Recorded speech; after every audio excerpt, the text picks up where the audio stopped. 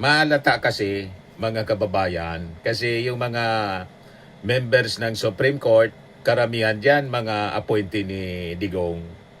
Kung pagbibigyan yung kailingan for a TRO, mga kababayan, halatado ng masyado. O di ba? Siyempre, magdadalang hiya din yung Supreme Court. Noong una, sinakluluan na sila. Sumaklolo kay Sara Duterte, tiniknikal, mga kababayan. Ngayon, yung petisyon nila na pinaboran ng Supreme Court, mga kababayan, na kini-question nila yung minadali na impeachment complaint, inakyat agad sa Senado. Ngayon na binibigyan ng due process, the right to be heard sa Congress pa lang, may petition na naman si Sara para itigil na mismo yung due process. Saan ka pulutin na ganyan, mga kababayan, na klaseng paninindigan? So kahit yung Supreme Court po, nalito.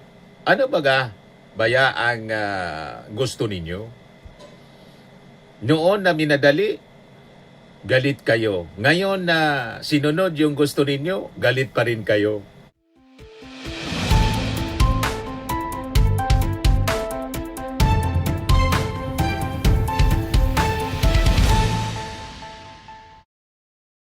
Hello po mga kababayan, si Dante Maravilla. So paano na yan mga DDS?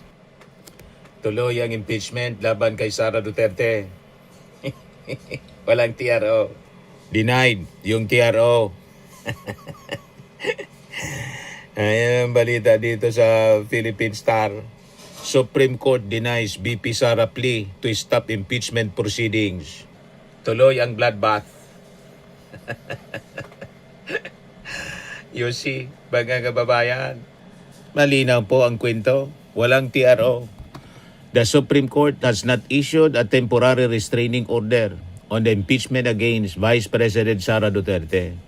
This comes after Duterte filed a petition for certiorari and prohibition with a request for an urgent temporary restraining order to prevent the House Committee on Justice from further acting on the impeachment complaints filed against her. Mahalata kasi, mga kababayan, kasi yung mga members ng Supreme Court, karamihan dyan mga appointee ni Digong. Kung pagbibigyan yung kailingan for a TRO, mga kababayan, halatado ng masyado. O di ba? Siyempre, magdadalang hiya din yung Supreme Court. Noong una, sinakluluan na sila. Sumaklolo kay Sara Duterte, tiniknikal, mga kababayan. Ngayon, yung petisyon nila na pinaboran ng Supreme Court, mga kababayan, na kini-question nila yung minadali na impeachment complaint, inakyat agad sa Senado. Ngayon na binibigyan ng due process, the right to be heard sa Congress pa lang, may petition na naman si Sara para itigil na mismo yung due process. Saan ka pulutin na ganyan, mga kababayan, na klaseng paninindigan? So kahit yung Supreme Court po, nalito. Ano baya ang gusto ninyo? Noon na minadali, galit kayo. Ngayon na sinunod yung gusto ninyo, galit pa rin kayo.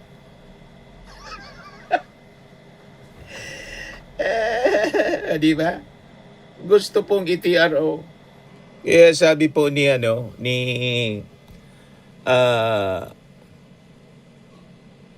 House Committee on Good Government and Public Accountability Chair Joel Chua, the impeachment proceedings niya against Vice President Sara Duterte will move forward after the Supreme Court did not issue a temporary restraining order. Tinabla ng Supreme Court si BP Sara, ibig sabihin tuloy ang impeachment. The Supreme Court did not issue a temporary restraining order. This means there is no legal impediment to the ongoing impeachment proceedings. The House Committee on Justice will continue its works as mandated by the Constitution, sabi po ni Chua, na member po din ng Committee on Justice. Chua stressed that the committee remains respectful of the Supreme Court even as it proceeds with its constitutional mandate. We respect the Supreme Court and its processes. At the same time, the House is duty-bound to proceed unless restrained by the Supreme Court. This reflects institutional balance, not conflict sa paliwanag po niya, mga kababayan. The filing niya of a petition does not automatically stop proceedings. The absence of a TRO underscores that accountability mechanisms remain in motion. He emphasized that the committee is currently focused on determining probable cause, not adjudicating guilt. The committee is in the stage of determining probable cause. Proceedings are evidence-based, document-driven, and rules-based. This is not trial, it is preliminary constitutional process. Dagdag pa ni Chua na ang Vice Presidente niya continues to have the opportunity to respond to allegations. The Vice President has full opportunity to answer allegations in the proper forum. Due process is being observed at every stage. Chua also underscored the public's right to be informed as the proceedings move forward. The people expect transparency on issues raised. The House process ensures the facts are examined in an orderly and accountable manner, sabi po ni Chua. Di ba? Hindi dapat yung ginagawa ng mga abogado ni Sara Duterte, napakarami niya ng mga abogado. Magsalita kayo doon sa hearing ng Kongreso, hindi yung sige pa presko ninyo. Di ba? Tulad po ni POA, ang ginawa ng kampo ni Sara, nagpa-presko, imbis sagutin mga kababayan. Yung mga aligasyon doon mismo sa Justice Panel, ayaw kasing matanong. Gusto nila, hindi tinatanong. Gusto nila sila lang yung nagsasalita. Hindi ba po pwede ang ganun po? Tapos pa-interview sa SMNI na kasabwat nila. Propaganda dito, propaganda doon. Fake news dito, fake news doon ang mga DDS influencers. Yun mga kababayan yung kanilang pinagagawa. O ngayon, si POA, mga kababayan, parte ng defense team ni Sara Duterte, sinamo na rin po ng ng Justice Panel. Yung nagpa-presscon po, imbes na mag-attend ng hearing, nagpa-presscon, hindi pumunta, mga kababayan. O ngayon, sinamon.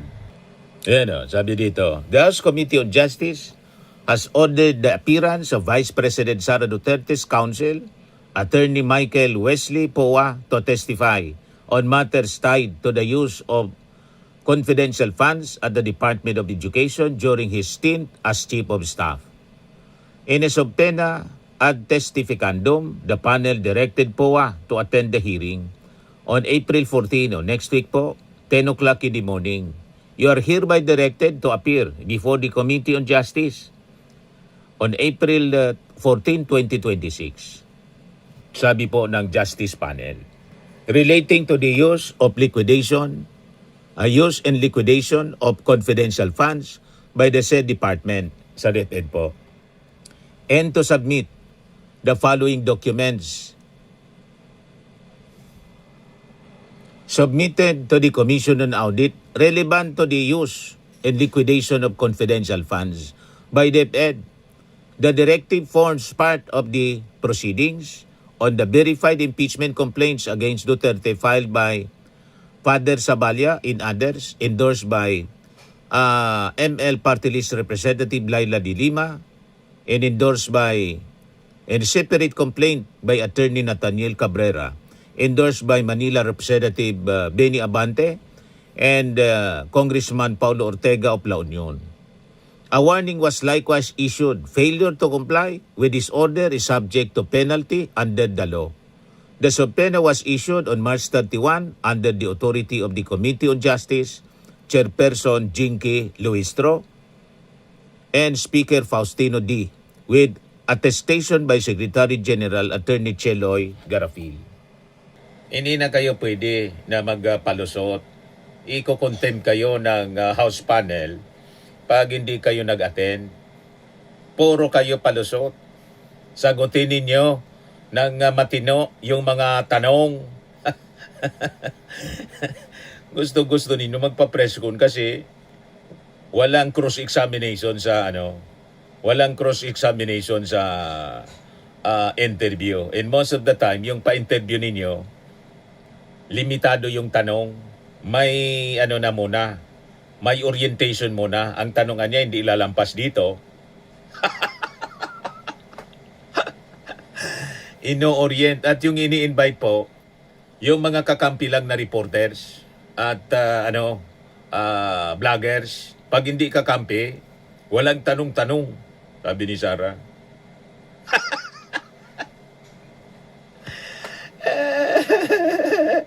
Ngayon, sabi naman po ni Bicol Saro Party List Representative Terry Ridon, with no temporary restraining order issued on the impeachment proceedings against Sara Duterte,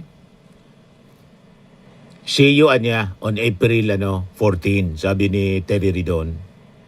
Sabi naman ni mamamayang Liberal Party List Representative Laila de Lima, akala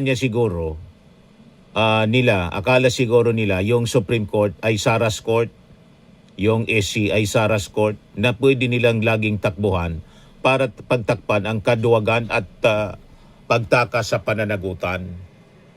Malamang yun ang kanilang iniisip. Kasi karamihan sa mga members ng justices ng Supreme Court, appointed ni Digong. Di ba, mga kababayan? Sabi naman po ni Congressman Joel Chua ng Maynila, ang impeachment ay hindi distraction. Ito ay paganda sa tamang pagpili sa 2028. Chua maintained that the process ensures that candidates face the electorate with credibility and accountability, reinforcing the public's ability to make informed choices. Correct. Kaya importante na humarap si Sara Duterte kasi kung wala siyang bahid ng korupsyon, dapat panindigan niya yung bloodbath.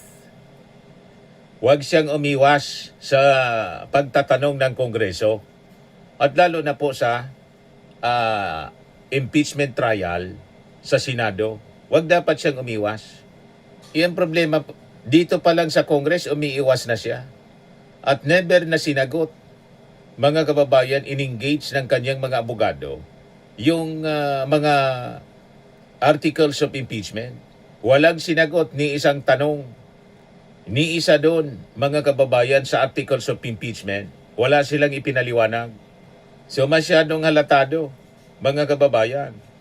At tumakbo sa Supreme Court para itigil yung hearing ng Congress. Anong klaseng mga taong ito, mga kababayan? Ayaw ng accountability. So kung ayaw na ng accountability, hindi siya dapat tumakbo sa anumang public office. Magpribado siya. Doon na lang siya sa mga companies niya, mga kababayan. Sarili niyang pera ang hahawakan niya. Hindi yung pondo from the taxes of the Filipino people. Ganun lang yon. Kaya sabi ni Joel Chua, hindi po pwedeng ipagpaliban ang pananagutan dahil lang sa mga krisis. Crisis reveals leadership, kaya malaga ang accountability ngayon. Ginagawa pong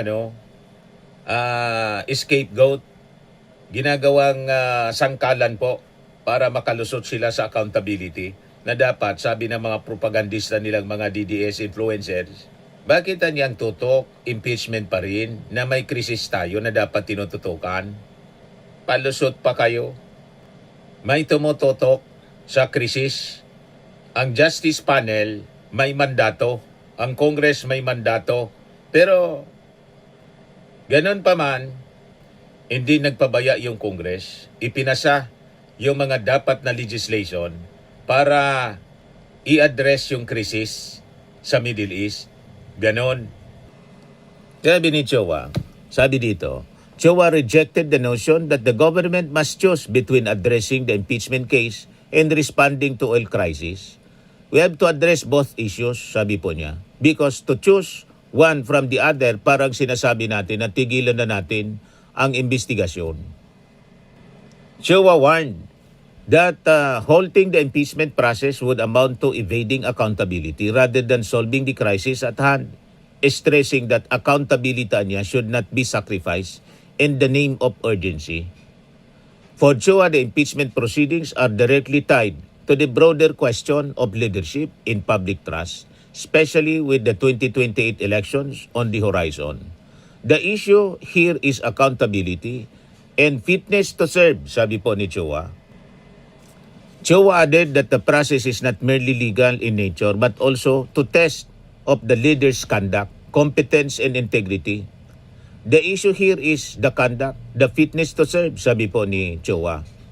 Chua also said the proceedings could ultimately benefit those facing allegations as it provides an opportunity to clear their names ahead of any future political bid. Mas maganda na tumakbo siya na walang siyang baggage at walang issue na mababato sa kanya. Correct. Para tuloy-tuloy yung kanyang pagkandidato at lalo pang tumaas yung kanyang ang kanyang ratings at siguradong panalo.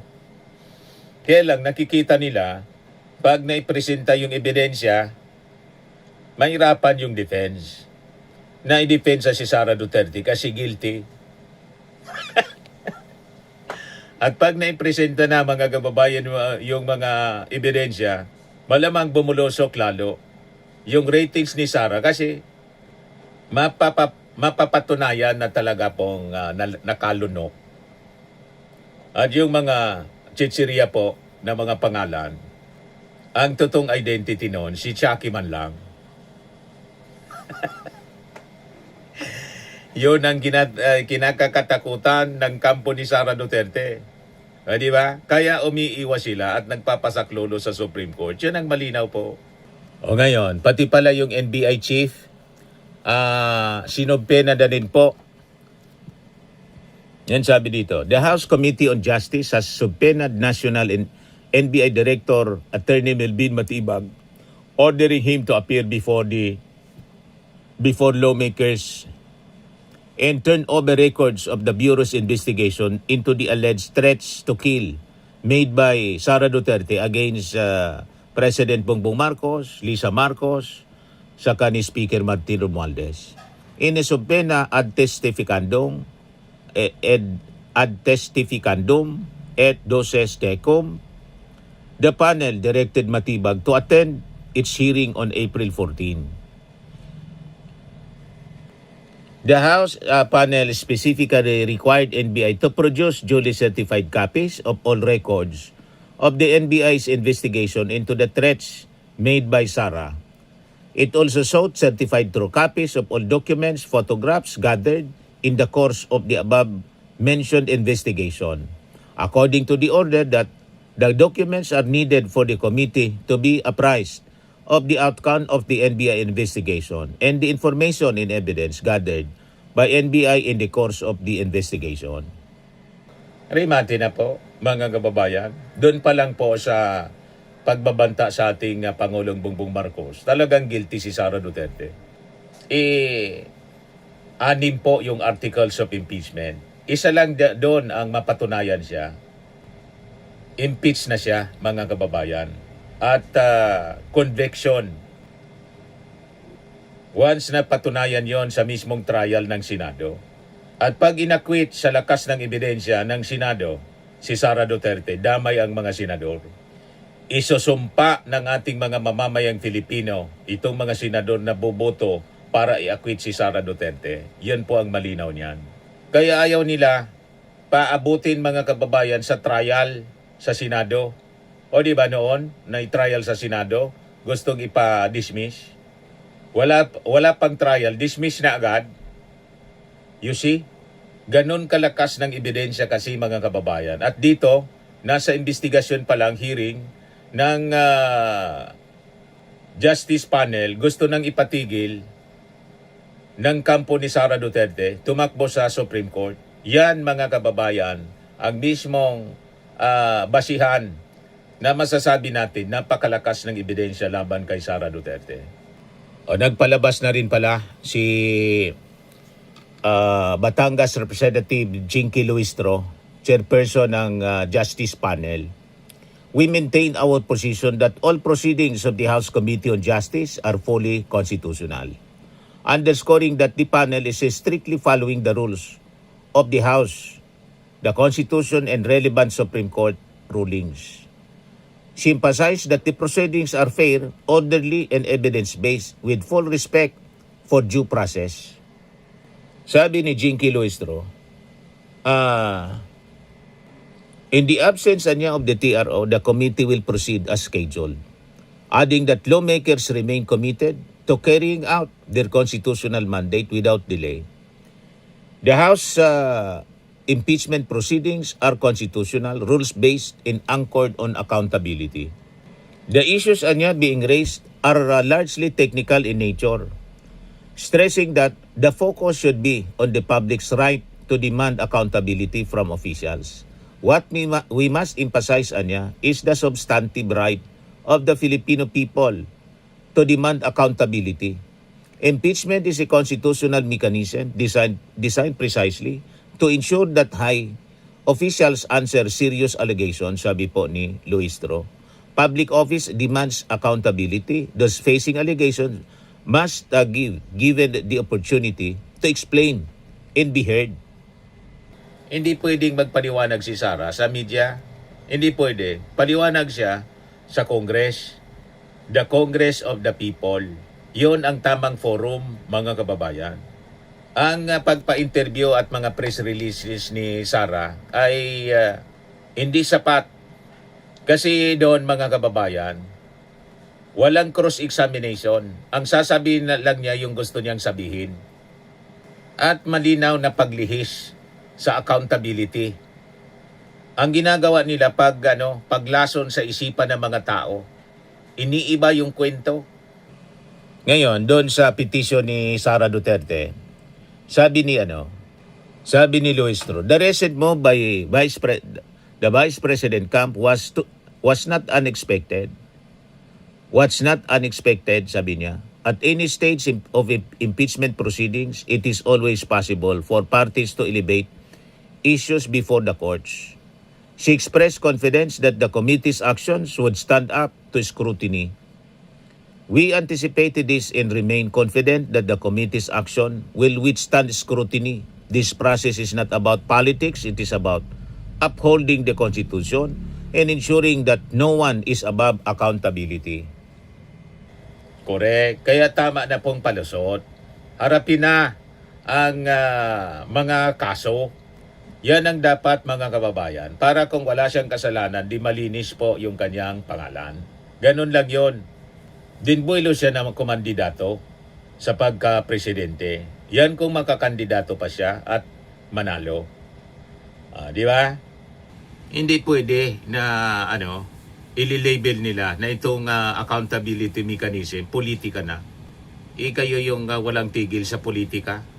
Ang layo-layo pa. Tagal-tagal pa ng election, 2 years away pa. Sige na ang kampanya, nag-declare na agad na kakandidato sa pagkapangulo para isipin ng mga tao, pinopolitika siya. Yung walang tigil sa pamumulitika. Di ba po? Yung ating Pangulo, tutok na tutok sa trabaho. Di ba? Tapos pinapakalat pa ng mga minions nila na mamamatay na yung ating Pangulo.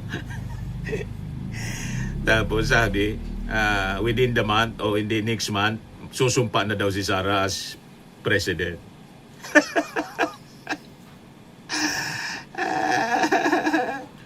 Nangangarap kayo ng gising. Anyway, pag nangarap kayo ng gising, bangungot ng impeachment ang iyong kakarapin. Yan po ang totoo niyan. Sa mga naghanap ng malinis and spacious fitness gym, pumunta lang po kayo sa aming Colossal Fitness Gym. We also offer Grab Car Rental with our brand new 2023 model ng Toyota Innova. We also accept booking for those who are planning to travel via PAL, Cebu Pacific, and other airline companies, local and international, and bills payment for Meralco Bills, PLDT, Aleco Bills, etc. Ang Colossal Fitness Gym is located at 3rd floor Security Bank Building, Landco Business Park, Legazpi City, Albay. For inquiries, look for Chilon Maravillas. Contact number 0966-802-0949. Yan yung aming Innova. Lagi na pong matao sa amin. Pati mga foreigners po, tingnan ninyo. Mga British tourists sila. Ang lalaki ng katawan na, mga kababayan, nag-gym sa amin. Ito naman po, Indian National. Ito mga mga European sila. Ito naman yung bago naming product na binibenta online, Eye Glow Serum. Whitening po siya galing sa South Korea. Tingnan ninyo yung epekto sa aking anak na architect entrepreneur, Riz Maravillas. For inquiries, look for Riz Maravillas on FB. Ito naman po, Firmax Firming and Lifting Cream, pinapahid sa mga pulses and other affected area. Mainam po sa mga pains at paninigas ng mga kasukasuan. Ito po, Automax Radiant Serum. Sa mukha naman yung application. Anti-aging po siya. You will look 10 years younger than your age.